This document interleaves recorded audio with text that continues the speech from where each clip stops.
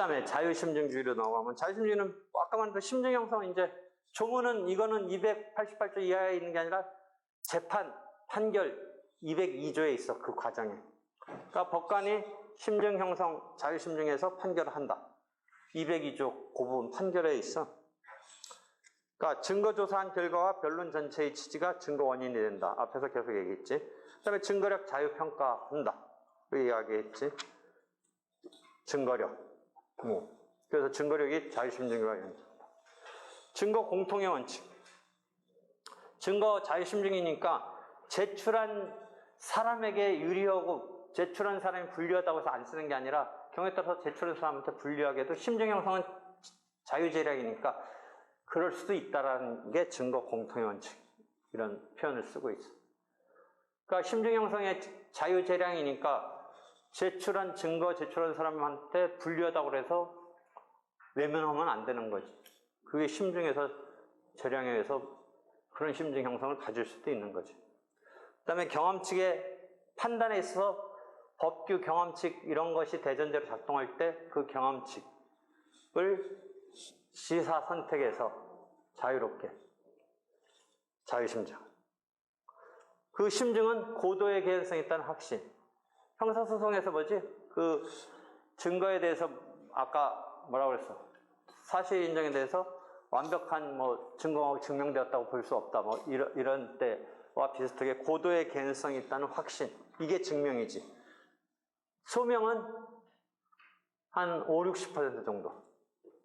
그 다음에 실제 변호사 시험에 나온 게 이 심증 형성에 있어서 조문을 202조 자유심증 다음에 그 202조의 2로 해서 신설된 제도로 상당한 손해액에 대해서 요새 불 많이 나오고 하는데, 불 났을 때 가재도구 탔을 때 그게 손해배상을 만약 받고자 한다면 가재도구 탄 거에 대해서 뭐 구입 연도랑 뭐 감가상각하고 막 이런 걸 해야 되는데 그게 증명되지 않으면 손해배상 못 받는 건데, 만약에 내가 예를 든 게 요 제도를 통해서 상당한 손해액을 법관의 심증 형성에서 인정해 줄 수 있도록, 그걸 일일이 주장 증명하지 않아도 이 사람의 월급 수준과 생활 수준에서 가재도구 이런 게 필요한 한도에서 있었을 거고, 그러면 그런 정도의 구입이 됐었을 거고, 그 다음에 불났기 때문에 탔으면 그 정도 물어줘야 된다. 뭐 이런 예를 내가 하나 써놓은 거지. 그 20년도 변호사 시험은 어떤 사례 갖고 냈는지 모르지만 하여튼 이 조문이 생기고 나서 물어봤네. 그 다음에 자유심증주의와 상고. 사실 인정에 대해서는 자유심증이니까 왈가왈부 할 수 없는 게 원칙인데, 아무리 그렇더라도 법관도 황당한 자유심증이라고는 하지만 심증 형성을 하면 불복해서 상고 이유 삼을 수도 있다. 사실 인정은 법관의 영역이라고는 하지만 거기 뭐 하나 예 들었네. 버스의 뒷바퀴에 16살짜리 소년이 허벅다리를 역과가 통과했다면, 그러니까 밟고 지나갔다면, 그러니까 바퀴가 지나갔다면 경상에 그치지 않았을 터인즉, 경상에 그쳤다는 인정은 통상인이 납득할 수 있는 적법한 사실 인정이라고 할 수 없고, 그런 표현을 내가 써놨네. 원래 사실 인정은 대법원의 법률심이니까 사실 인정 갖고는 더 싸울 수 없다. 근데 이건 사실 인정에 관한 거잖아, 심증 형성. 그럼에도 불구하고 대법원에 재량권의 일탈, 남용 뭐 이런 논리 비슷하게 상고할 수 있게 되는 거지. 법관의 판단인데 그 판단에 대해서. 그 다음에 실제 시험 문제 관련해서 위법 수집 증거의 증거 능력. 이건 형사소송에서 문제되는데, 민사사건은 자유심증 영역에서 엄격하지 않게 위법 수집 증거라도 증거 능력을 크게 엄격하게 규율하고 있지 않기 때문에 위법하게 소집된 상대방 부지중 비밀로 대화를 녹음한 제3자가 녹음하면 불법이지만 지금 자기가 하나의 대화의 주체일 때는 일단 되는데, 그렇더라도 그 상대방의 부지중 대화를 녹음한 녹음 테이프를 위법하다고 해서 아예 증거 능력을 제한할 거냐? 그래서 민사에서는 그렇지 않고 법관의 심증 형성에 있어서 뭔가 의법하기 때문에 신뢰도를 낮춰서 심증 형성을 할 수는 있겠지만 꼭 이걸 증거의 방법으로서 증거 능력에서 배제하는 건 아니다. 위법 수집 증거 배제 법칙이 형사소송에서는 엄격한데 민사소송에서는 그렇지 않다. 그 이야기야.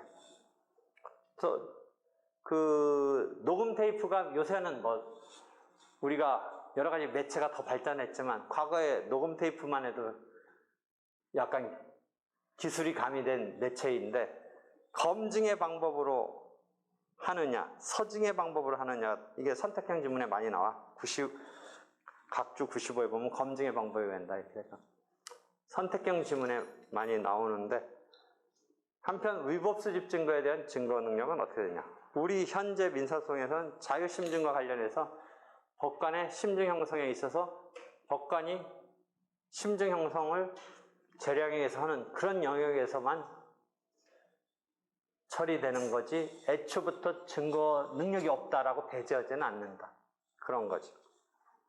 그 다음에 아까 증명방해 행위 같은 거가 이론적으로 이제 문제되고 이 증명방해적인 상황이 아까 문서 제출 명령을 따르지 않았을 때와 연결돼서 이걸 증명방해로 볼 거냐 때문에 여기서 설명하고 있는 거야.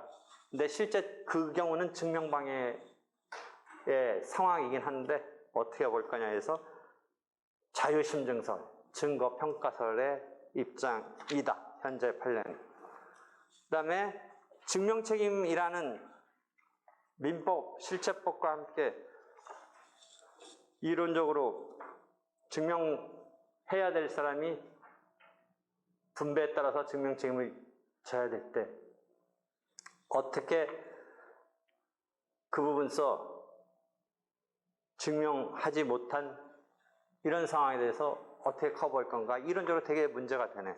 지금 내 책도 상당히 많은 분량이네. 이론적으로 536에서. 근데 시험 문제 낼 수가 없어. 이거 그냥 이론적인 거야. 이론적인 거. 그리고 여러분 민법에서 증명책임이 누구에게 있다면 맨 그런 거 하는 거 그거야. 이게 증명책임이 누구한테 있기 때문에 그 있는 자가 증명 못하면 증명되지 않은 것의 불이익 이런 걸 받는데 그럼 이 이론은 뭐냐? 그런 자한테 예를 들어 공해소송에서 제조물 책임에서 급발진 사고에서 이 증명을 못 해냈을 때 어떻게 할 거냐? 그래서 이론적으로 자꾸 그걸 커버해서 해주려고 요 나온 이론적인 분야가 지금 설명이 쫙 증명책임이라는 파트에서 쭉 전개되고 있어. 처음 나온 것 등은 없네. 그냥 이론적인 거야 되게. 공해소송에서 판례가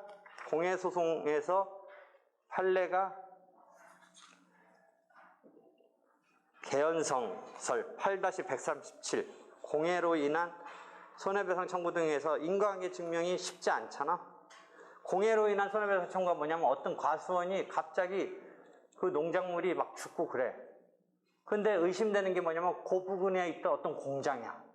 공장에서 조금 가스 같은 걸 막 배출해. 그러니까 그 인과관계를 입증하는 게 참 쉽지는 않은데 의심이 돼.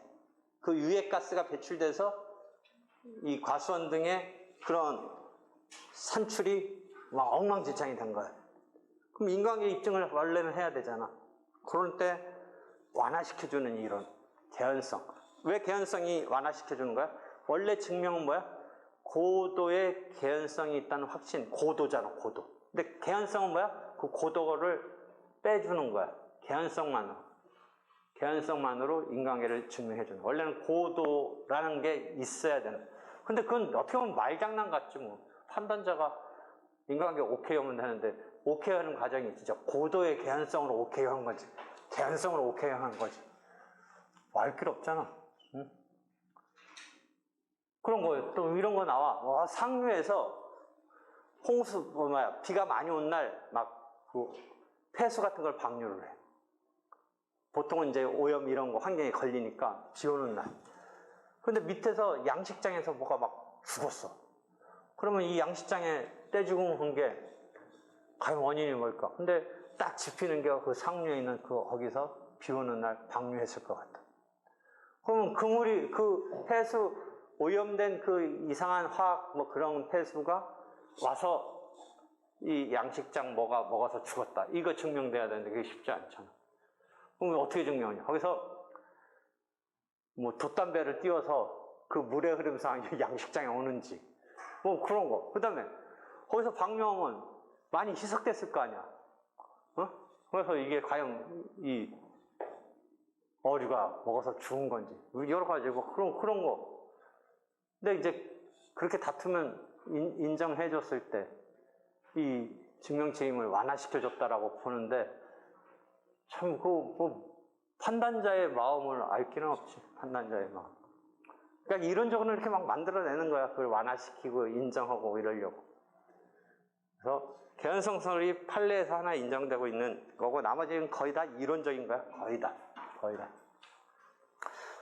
개연성설이라고 해서 판례가 공해로 인한 소송에서 상당한 개연성으로 원래는 뭐야? 심증 형성이 아까 자유심증에 가서 보면 뭐였어? 8-120 가면 고도의 개연성의 확신. 근데 그냥 개연성 정도로 상당한 개연성 정도. 8-120 고도의 개연성의 확신이어야 되는데 상당한 개연성. 이 판례가 이게 공해소송에서 처음 74년에 인정된 그 판례. 자, 여기까지 질문. 수고했어.